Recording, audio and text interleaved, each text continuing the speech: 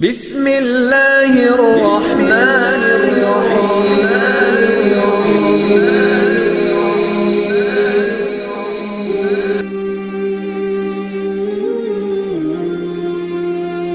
خصوصاً علی افضلہم وخاتم النبیین محمد الامین وعلی آلہ وصحبہ اجمعین، اما بعد فاعوذ باللہ من الشیطان الرجیم، بسم اللہ الرحمن الرحیم۔ الحمد للہ رب العالمین الرحمن الرحیم مالک یوم الدین، ایاک نعبد و ایاک نستعین، اہدنا الصراط المستقیم، صراط الذین انعمت علیہم غیر المغضوب علیہم ولا الضالین، آمین۔ رب اشرح لی صدری ویسر لی امری واحلل عقدۃ من لسانی یفقہوا قولی۔ اللہم ربنا الہمنا رشدنا واعذنا من شرور انفسنا، اللہم ارنا الحق حقا وارزقنا اتباعہ وارنا الباطل باطلا وارزقنا اجتنابہ۔ اللہم ربنا یسر لنا امورنا کلہا واتمم لنا بالخیر وتقبل منا فإنک خیر المتقبلین، آمین یا رب العالمین۔ ابھی میں نے سورہ فاتحہ کی تلاوت کی اور آپ نے سماعت فرمائی۔ یہ سورہ مبارکہ مصحف کے اعتبار سے تو پہلی صورت ہے ہی، سب کو معلوم ہے، لیکن یہ بھی نوٹ کر لیجئے کہ یہ نزول کے اعتبار سے بھی سب سے پہلی مکمل صورت جو حضور پر نازل ہوئی وہ یہی ہے۔ اس سے قبل متفرق آیات نازل ہوئیں، 5 آیتیں سورہ علق کے آغاز میں، کچھ آیتیں سورہ قلم یا سورہ نون کے آغاز میں، کچھ آیتیں سورہ مزمل کی ابتدا کی، کچھ آیتیں سورہ مدثر کے آغاز کی۔ 5ویں وحی تقریباً اس پر اجماع ہے کہ یہ سورۃ الفاتحہ کی ہے اور یہ مکمل صورت ہے جو حضور پر نازل ہوئی۔ سورۃ الفاتحہ کے معنی ہوئے افتتاحی صورت۔ فتح یفتح کے معنی ہے کھولنا، مفتاح کنجی کو کہتے ہیں، چابی کو۔ تو یہ اوپننگ سورہ آف دی قرآن، قرآن حکیم کی افتتاحی صورت۔ ویسے جیسا کہ میں تعارف قرآن کے ضمن میں عرض کر چکا ہوں، عربوں کا یہ مزاج تھا کہ جس چیز سے انہیں خصوصی محبت ہوتی تھی اس کے بہت سے نام رکھتے تھے۔ اس کے بھی بہت سے نام ہیں۔ سورۃ الفاتحہ سب سے عام ہے، لیکن الکافیہ، الشافیہ، ام القرآن، اساس القرآن، کم سے کم یہ 4 نام تو میں سمجھتا ہوں کہ ہر مسلمان کو مزید معلوم ہونے چاہیے، اور بھی بہت سے نام۔ اس سورہ مبارکہ کی بالاتفاق و بالاجماع 7 آیتیں ہیں، اگرچہ ان کی ترتیب میں کچھ اختلاف ہے۔ ایک رائے یہ ہے، اور یہ رائے امام شافعی کی بھی ہے اور بصرہ کے جو قراء تھے ان کی بھی ہے، کہ آیت بسم اللہ بھی سورہ فاتحہ میں شامل ہے، اس کا جز ہے۔ وہ اس کو شامل کر کے پھر 7 آیتیں بناتے ہیں، تو آخری جنہیں ہم 2 آیتیں سمجھتے ہیں، صراط الذین انعمت علیہم غیر المغضوب علیہم ولا الضالین، وہ ان کے نزدیک ایک آیت ہے۔ تو گویا کہ نتیجہ یہ نکلا کہ آیتوں کی تعداد 7 ہی رہتی ہے۔ امام ابو حنیفہ رحمۃ اللہ علیہ کا موقف اور کوفے کے جو قراء تھے ان کا بھی موقف یہ ہے کہ آیت بسم اللہ نہ سورہ فاتحہ کا جز ہے نہ کسی اور سورت کا جز ہے، سوائے ایک مقام پر جہاں حضرت سلیمان علیہ السلام کا خط جو ہے نقل ہوا ہے، جو انہوں نے ملکہ سبا کو لکھا تھا، انہ من سلیمان و انہ بسم اللہ الرحمن الرحیم۔ تو قرآن کے متن میں صرف اسی جگہ پر یہ آیت شامل سمجھتے ہیں، باقی یہ صرف علامت کے طور پر کہ یہاں سے ایک نئی صورت شروع ہو رہی ہے درج کی گئی ہے۔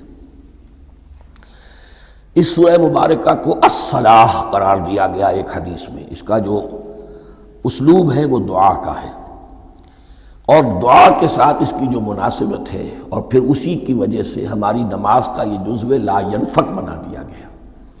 بلکہ ایک حدیث جو میں آپ کو سناؤں گا اس میں اسی کو نماز قرار دیا گیا، الصلاۃ یہی ہے۔ ویسے وہ حدیث مبارک موجود ہے، من لم یقرأ بفاتحۃ الکتاب لا صلاۃ لمن لم یقرأ بفاتحۃ الکتاب، جو شخص سورہ فاتحہ کی تلاوت نہیں کرتا اس کی کوئی نماز نہیں۔ اس کے حوالے سے بھی ہمارے ہاں دو مسلک ہیں، ذکر صرف اس لیے کر رہا ہوں کہ آپ کے علم میں ہو، ان میں کوئی بنیادی فرق نہیں ہے۔ کسی بھی ایک رائے کا انسان قائل اور حامل ہو سکتا ہے بغیر اس کے کہ دوسرے کو بالکل غلط قرار دے، بلکہ یہ کہ اس کے لیے بھی گنجائش اپنے ذہن میں اور اپنے دل میں رکھے۔ اور دوسری آیت یہ ہے کہ اس کا حصہ نہیں ہے۔ اسی اعتبار سے یہ کہ یہ سورہ مبارکہ نماز میں پڑھی جانی ضروری ہے، لا صلاۃ لمن لم یقرأ بفاتحۃ الکتاب۔ البتہ یہ اختلاف ہے، یہ بات جو میں ذکر کر رہا تھا جو ذہن سے نکل گئی، کہ آیا مقتدی جو ہے امام کے پیچھے کھڑا ہو کر جب نماز پڑھ رہا ہو تو کیا اس صورت میں بھی اس کے لیے لازم ہے کہ سورہ فاتحہ پڑھے؟ اس میں دو رائے ہو گئی، بلکہ تین۔ ایک رائے انتہائی ہے اور وہ فقہ حنفی کی طرف منسوب ہے کہ اگر آپ امام کے پیچھے مقتدی کی حیثیت سے نماز پڑھ رہے ہیں تو کسی بھی رکعت میں آپ سورہ فاتحہ نہیں پڑھیں گے۔ ایک دوسری بالکل برعکس رائے ہے، وہ امام شافعی رحمۃ اللہ علیہ کی ہے کہ ہر حالت میں چاہے امام جہری رکعت پڑھا رہا ہو جس میں وہ بلند آواز سے سورہ فاتحہ پڑھ رہا ہو، اور چاہے وہ سری رکعت ہو، ہر حالت میں مقتدی کو بھی پڑھنی ہے۔ ایک تیسری رائے بین بین ہے، وہ امام مالک کی ہے رحمۃ اللہ علیہ، کہ جو سری رکعت ہے جس میں کہ امام بھی خاموشی سے پڑھ رہا ہے مقتدیوں کو بھی پڑھنی چاہیے۔ جو جہری رکعت ہے جس میں کہ امام بلند آواز سے پڑھ رہا ہے اس میں مقتدیوں کو خاموش رہ کر پوری توجہ جو ہے سننے پر صرف کر دینی چاہیے۔ اذا قرئ القرآن فاستمعوا له وانصتوا، جب قرآن پڑھا جا رہا ہو تو پوری توجہ اس کے پڑھنے پر مرکوز کر دو اور خود خاموش رہو۔ میرے اپنی رائے میں یہ تیسری رائے سب سے زیادہ صائب ہے اور اس میں کسی طرح کی بھی کوئی پیچیدگی پیدا نہیں ہوتی۔ بہرحال اس سورہ مبارکہ کا جو اسلوب ہے میں نے عرض کیا دعائیہ ہے، البتہ قرآن مجید کے علم اور حکمت کے اعتبار سے، اس کے فلسفے کے اعتبار سے ایک بات سمجھ لینی چاہیے۔ قرآن کا فلسفہ یہ ہے کہ بنیادی ہدایت ہر انسان کے دل میں موجود ہے، بالقوہ، پوٹینشلی۔ یہ جو قرآن مجید یا اللہ کی کتابیں نازل ہوتی ہیں یہ انہیں ایکٹیویٹ کرتی ہیں، وہ اندر کی جو ڈورمنٹ کانشسنس ہے، خوابیدہ شعور جو ہے اسے بیدار کر کے اور پھر یہ کہ اسے اجاگر کرتی ہیں۔ ہر سلیم الفطرت انسان اور سلیم العقل انسان، دو سلامتی شرط ہیں۔ سلیم الفطرت، نیچر پرورٹڈ نہ ہو، فطرت مسخ نہ ہو گئی ہو، عقل سلیم ہو۔ ان دونوں چیزوں کا نتیجہ یہ نکلتا ہے کہ وہ انسان از خود بغیر کسی وحی کی رہنمائی کے، بغیر کسی نبی کی تعلیم کے سے استفادہ کیے ہوئے از خود بھی کچھ حقائق تک پہنچ جاتا ہے۔ اور وہ حقائق کیا ہیں؟ نمبر ایک یہ کہ اس کائنات کا ایک خالق ہے اور وہ ایک ہے، اور وہ تمام صفات کمال سے متصف ہے۔ نمبر دو یہ کہ انسان کی زندگی صرف یہ زندگی نہیں ہے بلکہ ایک اور زندگی ہے کہ جس میں اس زندگی کے اعمال کے نتائج برآمد ہوں گے۔ یہ دو باتیں، اس کی زیادہ وضاحت کے ساتھ جو ہے اس کا تذکرہ آئے گا سورہ لقمان میں، جہاں حضرت لقمان کی شخصیت کا تذکرہ ہے۔ لیکن یہاں صرف یہ بات سمجھ لیجئے کہ قرآن کا فلسفہ یہ ہے کہ ہر انسان میں، ہر فرد نوع بشر میں جو اپنی ولادت کے وقت مسلم ہوتا ہے، حضور کی حدیث ہے کل مولود یولد علی الفطرہ ابواہ یحودانہ او ینصرانہ او یمجسانہ، ہر بچہ نوع انسانی کا فطرت اسلام پر پیدا ہوتا ہے، وہ فطرت کے اندر وہ ہدایت ودیت ہے۔ اب اگر وہ فطرت بس نہیں ہوئی اور عقل جو ہے وہ صحیح رخ پر کام کر رہی ہے تو ان دو حقائق تک وہ انسان خود پہنچ جائے گا۔ لیکن ان دونوں حقائق تک پہنچنے کے بعد اب وہ دست بستہ دعا کرے گا کہ اے رب اب مزید ہدایت تو مجھے عطا فرما۔ ایک تو یہ کہ میں کیا کروں کیا نہ کروں، میری عقل اس میں ٹھوکر کھا سکتی ہے، میں کسی اچھی چیز کو بری سمجھ سکتا ہوں، کسی بری کو اچھی سمجھ سکتا ہوں، تو مجھے صحیح راستہ، صحیح راہ ہدایت پر چلا۔ یہ دعا ہے جو انسان کرتا ہے جب کہ وہ ایمان باللہ اور ایمان بالآخرہ تک خود پہنچ چکا ہوتا ہے، اور یہ سمجھتا ہے کہ صحیح زندگی کا رخ یہی ہے کہ جس رب کو میں نے پہچانا ہے کہ وہ اس کائنات کا خالق ہے اور مالک ہے اور رب ہے، میں اس کی بندگی کروں، اس کی اطاعت کروں، اس کا حکم مانوں، اس کے راستے پر چلوں۔ لیکن وہ راستہ کون سا ہے؟ اس کے لیے پھر دست بدعا ہوتا ہے کہ پروردگار تو میری رہنمائی فرما۔ یہ مقام ہے کہ جہاں آپ سمجھ لیجئے اپنے آپ کو بھی آج اس جگہ پر تصور کرتے ہوئے پھر اس سورہ مبارکہ کو پڑھیے کہ آپ اس مقام پر اللہ کے فضل و کرم سے پہنچ چکے ہیں کہ اللہ کو آپ نے پہچان لیا اور اس کی توحید کو جان لیا، اس کی جملہ صفات کمال سے آپ واقف ہو گئے۔ آپ یہ بھی جان گئے کہ بڑھ کر اس کے حضور میں حاضر ہونا ہے اور وہ حساب کتاب لے گا۔ پھر آپ نے یہ عہد بھی کر لیا کہ اب زندگی گزارنی ہے اس رب کی بندگی میں، اسی کی فرما برداری میں۔ اب یہاں کھڑے ہو کر آپ پوچھتے ہیں کہ اللہ مجھے وہ تفصیلی ہدایت عطا فرما، ایسا نہ ہو کہ کبھی میں کسی راستے پر چلتا ہوا کسی پگڈنڈی پر مڑ جاؤں اور وہ تھوڑی سی جو ڈیوییشن ہو میرے راستے کی وہ میری عاقبت کو برباد کر دے۔ یک لحظہ غافل گشتم و صد سال راہم دور شد، اس لیے کہ ہوتا یہی ہے سیدھے راستے سے ذرا سی کوئی پگڈنڈی جو ہے تھوڑے سے اینگل پر نکلی ہے، لیکن جب چلتے جائیں گے آپ تو جتنا آگے بڑھیں گے اس پر، اس راہ صراط مستقیم سے آپ اتنے ہی زیادہ دور ہوتے چلے جائیں گے۔ یہ ہے قرآن مجید کی حکمت اور فلسفے کے اعتبار سے اس سورہ مبارکہ کا مقام۔ اب آئیے ہم بسم اللہ کرتے ہیں۔ بسم اللہ الرحمن الرحیم، شروع کرتا ہوں میں اللہ کے نام سے جو رحمان اور رحیم ہے۔ اس پر کچھ گفتگو ہو چکی ہے تعارف قرآن کے ضمن میں کہ رحمان اور رحیم دو نام ہیں کہ جو رحمت کے مادے سے نکلتے ہیں۔ رحمان میں اللہ تعالیٰ کی رحمت کا جوش ہے، جانی کیفیت، طوفانی کیفیت، اور رحیم میں اللہ تعالیٰ کی رحمت کا دوام اور تسلسل۔ یہ دونوں کیفیات اللہ کی رحمت میں بیک وقت موجود ہیں، جس کا ہم تصور نہیں کر سکتے۔ ہم سمندر کو دیکھتے ہیں، متلاطم سمندر ہے، اس میں ہیجان ہے، طوفان ہے۔ دریا کو دیکھتے ہیں کہ وہ سکون کے ساتھ چل رہا ہے، خاموشی سے چل رہا ہے، بہہ رہا ہے، بس تسلسل کے ساتھ بہہ رہا ہے۔ ہم ان دونوں کیفیات کو علیحدہ علیحدہ دیکھتے ہیں تو ہمارا ذہن ان دونوں کو بیک وقت اس کا تصور نہیں کر سکتا، تخیل ممکن نہیں۔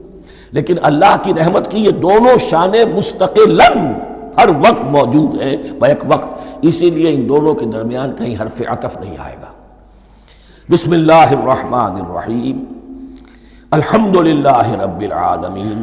کل حمد، اور حمد کو ذہن میں رکھ لیجئے، حمد مساوی ہے تعریف جمع شکر۔ عام طور پر ترجموں میں ایک لفظ لایا جاتا ہے، کل تعریف اللہ کے لیے، یہ کافی نہیں ہے۔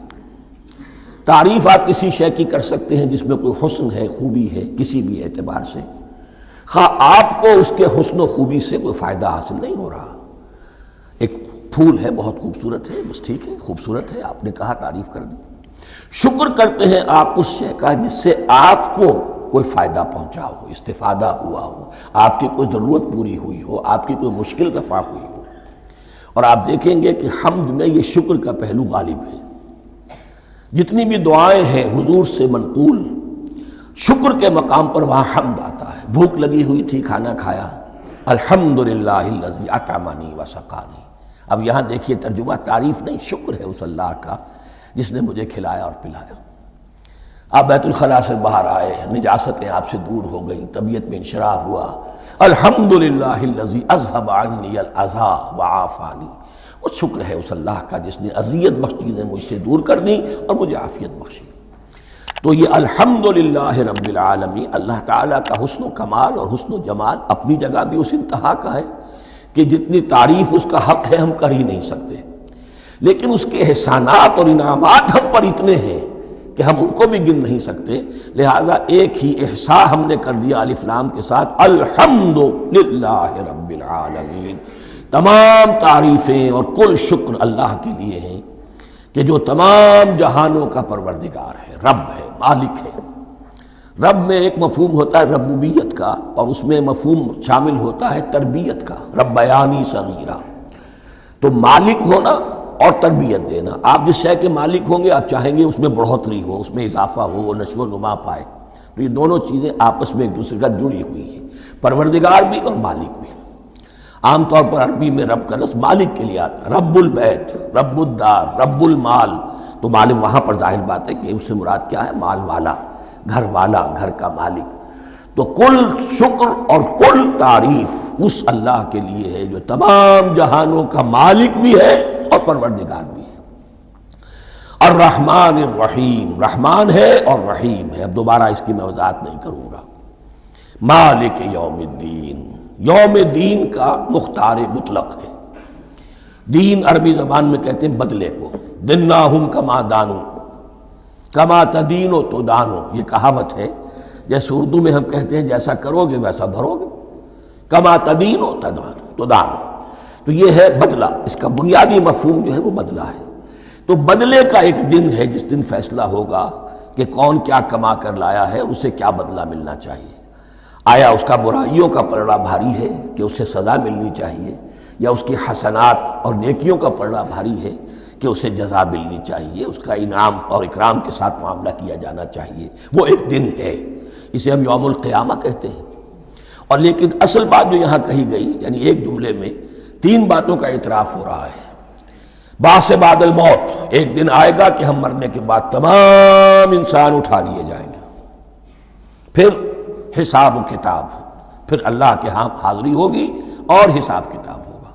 اور تیسرا یہ کہ اس حساب کتاب کے دن کا مختار مطلق اللہ ہے، یعنی کسی اور کو اپنے ذہن میں سہارا بنا کر آپ زندگی گزاریں کہ وہ مجھے چھڑا لے گا، یا وہ ہستی جو ہے اتنی زوردار ہے کہ وہ مجھے بچا لے گی، اس سے اپنے دل کو، اپنے ذہن کو بالکل پاک کر لیجئے۔ مالک یوم الدین، ایک دوسری جگہ پر قرآن میں آیا ہے، اس روز کوئی پکارنے والا پکارے گا لمن الملک اليوم للہ الواحد القہار، آج کے دن کس کا اختیار مطلق ہے؟ اور پھر کہا جائے گا اللہ کے لیے، الواحد قہار، جو پوری طرح چھایا ہوا ہے، بس تولی ہے۔ تو مالک یوم الدین، جو جزا و سزا کے دن کا مالک ہے۔ اب یہاں سے کلام ایک رخ بدل رہا ہے۔ ابھی تک تو یہ غائبانہ انداز میں کلام ہو رہا ہے، اللہ سے خطاب نہیں آیا اس میں ابھی۔ الحمدللہ رب العالمین الرحمن الرحیم مالک یوم الدین۔ اب خطاب ہے ایاک نعبد و ایاک نستعین، ہم صرف تیری ہی بندگی کرتے ہیں اور کریں گے، اور ہم صرف تجھ ہی سے مدد مانگتے ہیں اور مانگیں گے۔ یہ ترجمہ میں کیوں کر رہا ہوں کہ یہ فعل مضارع ہے۔ عربی زبان میں فعل مضارع حال اور مستقبل دونوں کو کور کرتا ہے۔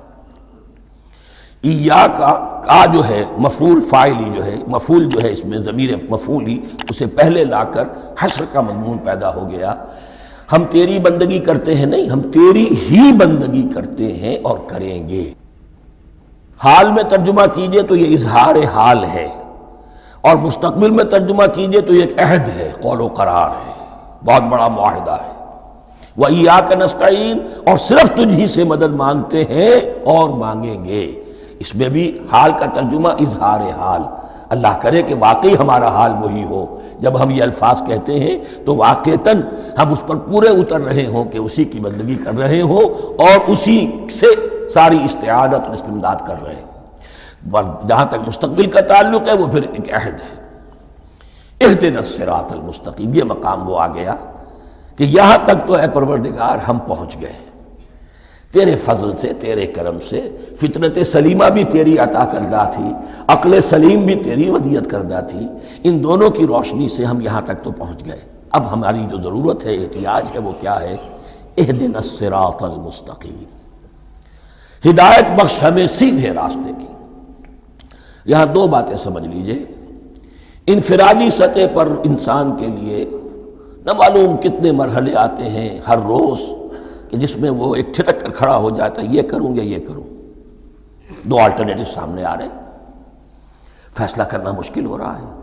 قدم قدم پر ہدایت کی ضرورت ہے، اور اجتماعی طور پر نوع انسانی تین بڑے بڑے تمدنی مسائل میں واقعہ یہ ہے کہ تسلیم کر لیا جانا چاہیے کہ عقل انسانی اس کو راستہ نہیں دکھا سکتی۔ عام معاشرتی سطح پر مرد اور عورت کے درمیان حقوق اور اختیارات کا کیا توازن ہو، ناممکن ہے، انسان طے نہیں کر سکتا۔ انسان یا مرد ہے یا عورت ہے۔ عورت سوچے گی اپنے لحاظ، اپنے جذبات کا، اپنے خیالات کا لحاظ رکھے گی، مرد کے جذبات و احساسات کا اس کا کوئی تصور ہی ممکن نہیں۔ مرد سوچے گا اسے اپنے احساسات معلوم ہے، لیکن یہ کہ عورت کے احساسات سے وہ نابلد ہے، ان کو محسوس کر ہی نہیں سکتا۔ لا محالہ وہ اپنے بارے میں وہ جو بھی نظام بنائے گا اس میں وہ اپنی بالادستی رکھے گا۔ وہ تو ایک ہی ہستی ہو سکتی ہے کہ جو دونوں کی خالق ہے، مرد کی بھی عورت کی بھی، اور اس کو دونوں سے محبت ہے، دونوں کا خیر خواہ ہے، دونوں کا رب ہے، دونوں کو پروان چڑھانا چاہتا ہے۔ اسی طرح فرد اور معاشرہ یا ریاست، حکومت اور ریاست ہمیشہ یہ چاہتی ہے کہ سارے اختیارات ہمارے ہاتھ میں آ جائیں، ٹوٹلیٹیرین سوسائٹی ہو، بس ہم حکم دیں اور لوگ اس پر چلیں۔ افراد یہ چاہتے نہیں، ہمیں آزادی ہونی چاہیے۔ اب آپ دیکھیے کہ دنیا میں کتنے جھگڑے چلتے ہیں اسی پر، فریڈم فریڈم فریڈم۔ وہ فریڈم واقعتاً اپنی جگہ پر ایک شے ہے، افراد کی آزادی ہونی چاہیے، لیکن افراد کی آزادی اتنی نہ ہو جائے کہ وہ مادر پدر آزاد ہو جائے، کوئی قانون، کوئی قاعدہ، کوئی اخلاقی کوئی حدود اور قیود جو ہے ان کا پابند نہ رہے۔ تو اب کہاں ہے وہ نقطہ اعتدال کہ جس میں انسان کے انفرادی آزادی، انفرادی اختیار اور ادھر اجتماعی مصلحتیں جو ہیں ان کو بیلنس کیا جا سکے؟ انسان طے نہیں کر سکتا، صرف اللہ ہی اس کے لیے نظام دے سکتا ہے۔ تیسرا مسئلہ ہے سرمایہ اور محنت، اس میں کیا توازن ہو؟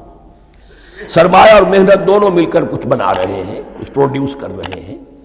اب اس میں نفع جو ہوا ہے اس میں سرمایہ کا کتنا حصہ ہونا چاہیے اور لیبر کا کتنا ہونا چاہیے، کون طے کر سکتا ہے؟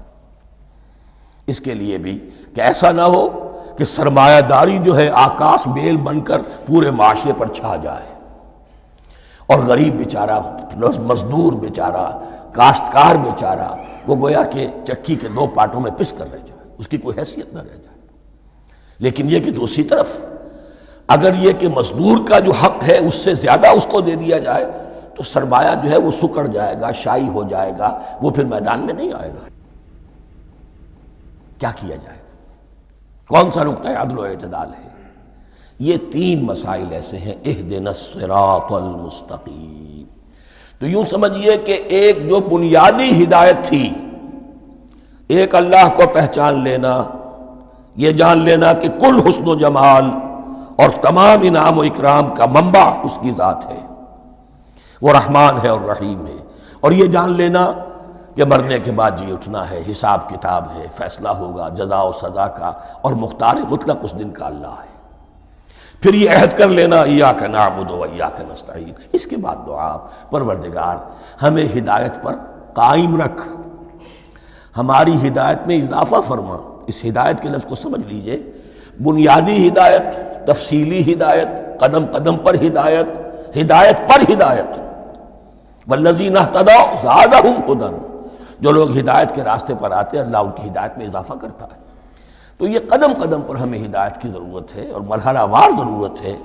ہدایت اس کو بھی کہتے ہیں کہ کسی نے آپ سے کوئی پتہ پوچھا، آپ نے کہا ادھر جانا، پھر دوسری گلی میں مڑنا، پھر جانا دو تین لائٹیں چلے جانا، پھر مڑنا، وغیرہ وغیرہ، یہ بھی ہدایت ہے، نظری طور پر آپ نے بتایا ہے۔ ایک ہدایت یہ ہوئی کہ بھائی میں چلتا ہوں آپ کے ساتھ، میں آپ کو وہاں تک پہنچا دوں گا تاکہ آپ کو دقت نہ ہو، آپ نے منزل تک پہنچا دیا۔ ان دونوں کے درمیان، یہ تو میں نے ایک فرد کی مثال دی ہے، اللہ اور بندے کے درمیان نہ معلوم کتنے مراحل ہیں ہدایت کے۔ تو کسی وقت بھی انسان اپنے آپ کو ہدایت خداوندی سے مستغنا نہیں سمجھ سکتا، اور نہیں تو پروردگار جو ہدایت دی ہے اس پر ہدایت پر قائم رکھ۔ کیا پتہ شیطان کا کوئی حملہ، کیا پتہ ہمارے نفس کی کوئی شرارت کسی ایسے رخ پر ہمیں ڈال دے کہ اب تک کی ساری کمائی بھی ضائع ہو جائے۔ لہذا یہ نہ سمجھیے کہ جب یہ ساری چیزیں ان کو معلوم تھیں، ان چیزوں کا تو اقرار کر رہے تو اب ہدایت کون سی مانگ رہے؟ تو ہدایت کا تو بڑا میدان کھلا ہوا ہے، اور اس ہدایت کی وہ جو میں نے آخری شکل آپ کو بتائی ہے کہ منزل مقصود تک پہنچا دے، یہ ہدایت بھی قرآن مجید میں اس معنی میں بھی لفظ آیا ہے کہ اہل جنت جب جنت میں داخل ہوں گے تو جو ترانہ حمد ان کی زبان پر اس وقت ہوگا وہ کیا ہے؟ الحمدللہ الذی ہدانا لہذا وما کنا لنہتدی لولا ان ہدانا اللہ، کل شکر اس اللہ کا جس نے ہمیں یہاں تک پہنچا دیا، ہدایت دی یہاں تک پہنچا دیا، اور ہم ہرگز نہ پہنچ پاتے، ہم ہرگز ہدایت یافتہ نہ ہو سکتے اگر اللہ ہی ہمیں ہدایت نہ دیتا۔ اہدنا الصراط المستقیم، سیدھا راستہ، صراط الذین انعمت علیہم، اب اس کی مزید وضاحت ہے، راستہ اس کا ان لوگوں کا جن پر تیرا انعام ہوا۔ یہ کون لوگ ہیں؟ اس کی وضاحت آپ کو ملے گی سورہ نساء میں، من یطع اللہ والرسول فاولئک مع الذین انعم اللہ علیہم من النبیین والصدیقین والشہداء والصالحین۔ چار طبقات ہیں منعم علیہم، جن پر اللہ کا انعام ہوا ہے۔ چوٹی پر انبیاء کرام، اس کے بعد صدیقین کرام، اس کے بعد شہداء عظام، اس کے بعد عام صالح مسلمان، صالح ہو۔ یہ بیس لائن ہے، اس سے اوپر کا درجہ شہداء کا ہے، اس سے اوپر کا درجہ صدیقین کا ہے، اور پھر اس سے اوپر کا درجہ انبیاء کا ہے۔ انبیاء میں سے پھر وہ بھی ہوتے ہیں کہ جو اولو العزم میں من الرسل ہیں، لیکن یہ چار طبقات ہیں، ان کے راستے پر ہمیں چلا۔ غیر المغضوب علیہم ولا الضالین، جو مغضوب علیہم نہیں ہوئے، جن پر تیرا غضب نہیں ہوا، اور غضب ہوتا ہے ان پر کہ جو ہدایت کے واضح ہونے کے بعد ہدایت کو ترک کر دیں، وہ ہے مغضوب علیہم۔ جنہیں ہدایت مل گئی ہو، ہدایت کو پہچان لیا ہو، پھر اپنی شرارت نفس کی وجہ سے، اپنی نفسانیت کی وجہ سے، اپنے تکبر کی وجہ سے، اپنے حسد کی وجہ سے وہ اس حق کو رد کر دیں، اس کو ترک کر دیں، ان پر اللہ کا غضب آتا ہے۔ اور اس میں اس کی بہت بڑی مثال تاریخ کے اعتبار سے یہودی ہیں۔ اللہ نے انہیں ہدایت دی، کتابیں عطا کی، تورات، انجیل، زبور، سینکڑوں نبی ان میں مبعوث کیے، 1400 برس تک نبوت کا تار ٹوٹا ہی نہیں، مسلسل۔ ابتدا میں بھی 2 نبی، موسیٰ اور ہارون، اور اختتام پر بھی 2 نبی، عیسیٰ اور یحییٰ علیہ السلام، اور ان کے مابین کوئی لمحہ نہیں آیا ہے تاریخ بنی اسرائیل میں جبکہ کوئی نہ کوئی نبی موجود نہ ہو۔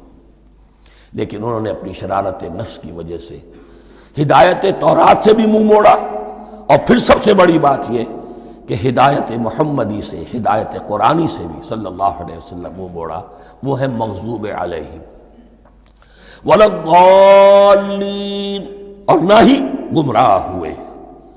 یہ لفظ جو آتا ہے عربی زبان میں، گمراہ کا بھی ہے اور تلاش حق میں بھٹکنے والے کا بھی ہے۔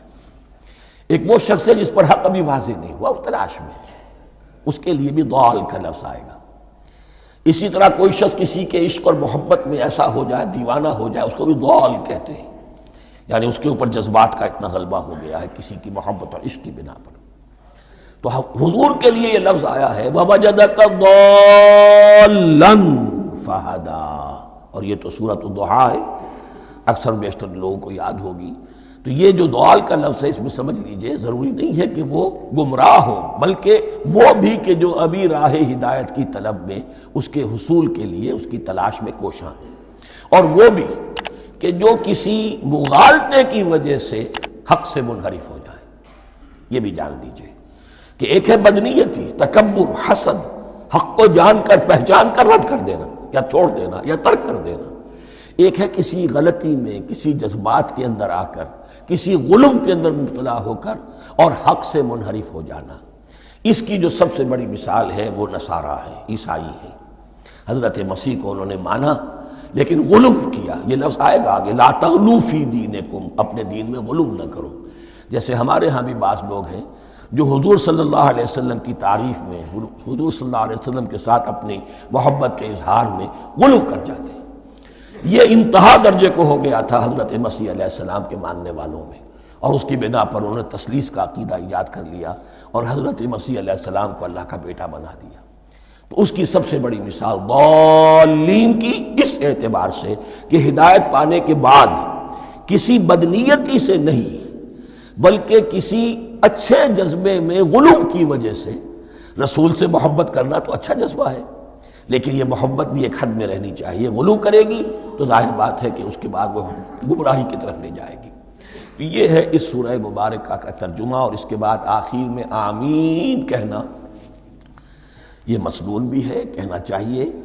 البتہ اختلاف یہاں بھی صرف اتنا ہے کہ نماز میں جب آپ امام کے ساتھ ہیں، وہ اگر جہری قرات کر رہا ہے تو آیا اس کے بعد آپ کو بھی بالجہر کہنا ہے آمین یا نہیں کہنا. یہ اختلاف ہے، ان میں کوئی فرق واقع نہیں ہوتا. یہ چیز متفق علیہ کہ کہنا ہے آمین.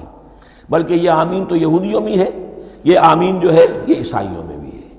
ان کی بھی جو پریئر لارڈس پریئر ہے اس کے بعد آمین، وہ آمین کہتے ہیں. وہ فرق وہ لفظ ایک ہی ہے، اس لیے کہ عبرانی زبان اور عربی زبان یا تو ہم یہ کہہ سکتے ہیں کہ دونوں بہنیں ہیں، کوئی ایک مشترک زبان تھی ان کی ماں جس کی یہ دو بیٹیاں ہیں، اور یا یہ کہنا پڑے گا کہ عربی زبان کی ماں جو ہے وہ عبرانی زبان ہے.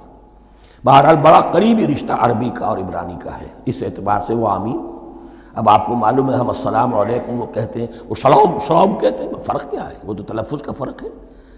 اسی طریقے سے اور بہت سے الفاظ ہیں، میں بعد میں بتا. اب میں اس سورہ مبارکہ کے بارے میں خاص حدیث آپ کو سنانا چاہتا ہوں، اور اسی سے در حقیقت جو امام ابو حنیفہ کا موقف ہے رحمۃ اللہ علیہ، اس کی حقانیت مزید مبرہن ہو جائے گی. یعنی کیا کہ آیت بسم اللہ سورہ فاتحہ کا جز نہیں ہے. سورہ فاتحہ الحمدللہ رب العالمین سے شروع ہوتی ہے. وہ میں آپ کو بتانا بھول گیا کہ جن کے نزدیک یہ سورت کا جز ہے وہ پھر جہری قرات میں بسم اللہ الرحمن بھی بلند آواز سے کہیں گے، اور جن کے نزدیک یہ سورہ فاتحہ کا جز نہیں ہے وہ نہیں کہیں گے، وہ الحمدللہ رب العالمین سے قرات کریں گے. تو کوئی فرق نہیں ہے بنیادی. یہ حدیث جو ہے یہ مسلم شریف میں ہے اور حدیث قدسی ہے. اس کے راوی حضرت ابو ہریرہ ہیں رضی اللہ تعالیٰ عنہ، اور اس حدیث نے اس صورت کے مضامین کا نہایت عمدہ تجزیہ کر دیا ہے. حدیث کے الفاظ سن لیجئے. قسمت الصلاۃ بینی و بین عبدی نصفین. اللہ تعالیٰ فرما رہے ہیں، حدیث قدسی ہے، میں نے نماز کو، صلاۃ کو اپنے اور اپنے بندے کے درمیان آدھا آدھا تقسیم کر لیا. فنصفها لی ونصفها لعبدی. اس کا نصف جو ہے وہ میرے لیے ہے اور نصف جو ہے وہ میرے بندے کے لیے ہے. ولعبدی ما سأل. اور جو میرے بندے نے مانگا میں اسے دوں گا، میرا وعدہ ہے یا میں نے اسے دیا. اس کے بعد اس کی تفصیل آتی ہے. اذا قال العبد، جب بندہ کہتا ہے الحمدللہ رب العالمین، قال اللہ حمدنی عبدی. جب بندہ کہتا ہے الحمدللہ رب العالمین، اللہ فرماتا ہے میرے بندے نے میری حمد کی. وَإِذَا قَالَ الرَّحْمَٰنِ الرَّحِيمِ قَالَ اللَّهُ اثْنَىٰ عَلَيَّ عَبْدِي. جب بندہ کہتا ہے الرحمن الرحیم، اللہ فرماتا ہے میرے بندے نے میری ثنا کی. وَإِذَا قَالَ مَالِكِ يَوْمِ الدِّينِ قَالَ اللَّهُ تَعَالَىٰ مَجَّدَنِي عَبْدِي. میرے بندے نے میری تمجید بیان کی، میری بزرگی بیان کی. اب یہ تین آیتیں ہو گئیں، تینوں میں اللہ کی حمد ہے، ثنا ہے، تمجید ہے. یہ تین آیتیں خالص اللہ کے لیے ہو گئیں. اب چوتھی آیت آئی، ایاک نعبد و ایاک نستعین. اس کے بارے میں جب بندہ کہتا ہے اذا قال العبد ایاک نعبد و ایاک نستعین، قال اللہ تعالی ھذا ما بینی و بین عبدی ولعبدی ما سأل.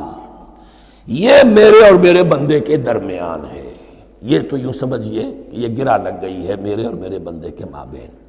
اس نے مجھ سے قول و قرار کیا ہے، اس نے میری بندگی کا اعتراف کیا ہے، اس نے تسلیم کیا ہے کہ میری ہی بندگی کرتا ہے اور کرے گا، اور مجھ سے مدد چاہیے ہے. ھذا ما بینی و بین عبدی. یہ معاہدہ ہے، معاہدہ دو فریقوں کے مابین ہوتا. یہ میرے اور میرے بندے کے مابین ہے. وَلِعَبْدِي مَا سَأَلَ. اور میں نے اپنے بندے کو دیا جو اس نے مانگا. وہ میری مدد چاہتا ہے، میری مدد اس کے شامل حال رہے گی. فَإِذَا قَالَ. اور جب بندہ کہتا ہے اهْدِنَا الصِّرَاطَ الْمُسْتَقِيمَ صِرَاطَ الَّذِينَ أَنْعَمْتَ عَلَيْهِمْ غَيْرِ الْمَغْضُوبِ عَلَيْهِمْ وَلَا الضَّالِّينَ قَالَ اللَّهُ تَعَالَى هَذَا لِعَبْدِي وَلِعَبْدِي مَا سَأَلَ. یہ تین آیتیں یہ میرے بندے کے لیے. اهْدِنَا الصِّرَاطَ الْمُسْتَقِيمَ، اسی صراط مستقیم کی وضاحت ہے مثبت. صراط الذین انعمت علیہم، اسی صراط المستقیم کی وضاحت ہے منفی انداز میں، غیر المغضوب علیہم ولا الضالین۔ یہ سب میرے بندے کے لیے ہے اور میں نے اپنے بندے کو دیا جو اس نے مانگا۔ اس کو میں نے ایک مرتبہ یہ ترازو کی شکل میں اس کو لکھوایا تھا۔ دیکھیے یہ ایاک نعبد و ایاک نستعین، یہ ہے وہ ترازی کی وہ ڈنڈ، واو جو ہے ایاک نعبد و ایاک نستعین، واو جو ہے گویا کہ وہ مٹھ ہے جس سے کہ ترازو کو پکڑا جاتا ہے۔ ادھر ایک پلڑا ہے جس کی 3 آیتیں ہیں، الحمدللہ رب العالمین الرحمن الرحیم مالک یوم الدین۔ اس کا نتیجہ کیا نکلا؟ ایاک نعبد۔ آپ نے شاید یہ سنا بھی ہو، ایک بہت ہی عمدہ قرات کا جو ریکارڈ ہے قاری عبدالباسط عبدالصمد کا، وہ یہیں سے چل کر سورہ فاتحہ کی قرات کر کے ایاک نعبد پر آ کر رکتا ہے۔ الحمدللہ رب العالمین الرحمن الرحیم مالک یوم الدین ایاک نعبد۔ گویا کہ یہاں یہ صورت بالکل ہاف ہو گئی ہے۔ 3 آیتوں میں اللہ کی حمد ہے، ثنا ہے، تمجید ہے، جس کا نتیجہ ہم تیری ہی بندگی کرتے ہیں، تیری ہی اطاعت کریں گے۔ لیکن اب اس کے بعد سوال ایاک نستعین، اسی کی جو استعانت کیا درکار ہے ہمیں؟ ہدایت۔ ہدایت سب سے بڑی استعانت ہے، ہدایت ہی تو سب سے بڑی مدد ہے۔ اہدنا الصراط المستقیم صراط الذین انعمت علیہم غیر المغضوب علیہم ولا الضالین۔ یہ ایاک نستعین کے حکم کے ساتھ یہ 3 آیتیں آ گئیں، اہدنا الصراط المستقیم صراط الذین انعمت علیہم غیر المغضوب علیہم ولا الضالین۔ قسمت الصلاۃ بینی و بین عبدی نصفین فنصفها لی ونصفها لعبدی ولعبدی ما سأل۔ اللہ تعالیٰ اس سورہ فاتحہ کا جو اصل مفہوم ہے وہ بھی ہمارے ذہنوں پر، ہمارے شعور کی سطح پر اسے اجاگر کیے رکھے، ہمیں توفیق دے کہ جب بھی پڑھیں، جب بھی سنیں تو وہ کیفیت اگر ہو جائے۔ اس لیے کہ ایک حدیث ہے کہ الصلاۃ معراج المومنین، نماز تو اہل ایمان کے حق میں معراج کے درجے میں ہے۔ اس حوالے سے ہم یہ سمجھ سکتے ہیں کہ کوئی وقت ایسا آ سکتا ہے کہ انسان کو واقعتاً، روح انسانی واقعتاً اللہ کے یہ جواب سنے۔ انہونی بات نہیں ہے یہ، ہوتا ہے خطاب آخر، اٹھتا ہے حجاب آخر، کرتے ہیں خطاب آخر، یہ تو ہوتا ہے۔ مخاطبہ الہی، یہ تو میں نے عرض کیا کہ ثابت ہے، مخاطبہ، محادث اور تحدیث، اللہ بندوں سے کلام کرتا ہے۔